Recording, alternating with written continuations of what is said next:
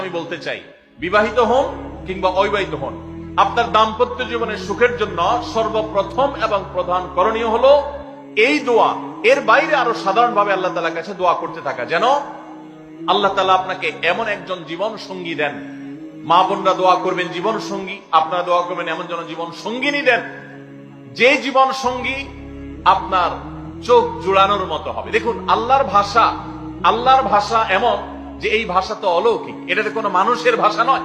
দোয়ার ভাষ্য লক্ষ্য করেন, আল্লাহ শিক্ষা দিচ্ছেন আমাদেরকে, রব্বানা হাবলানা মিন আজওয়াজিনা ওয়া যুররিয়াতিনা কুররাতা আয়ুন। হে আমাদের রব, আমরা আপনার কাছে এমন স্ত্রী চাই, এমন সন্তান চাই, এমন পরিবার চাই, যেই পরিবারের সদস্য আমার স্ত্রী, আমার সন্তানরা আমার নয়ন জুড়াবে, আমার চোখ জুড়াবে, এরকম মানুষ চাই। একটু ভাষাটা লক্ষ্য করুন। আমরা সাধারণত দোয়া করলে কি চাই?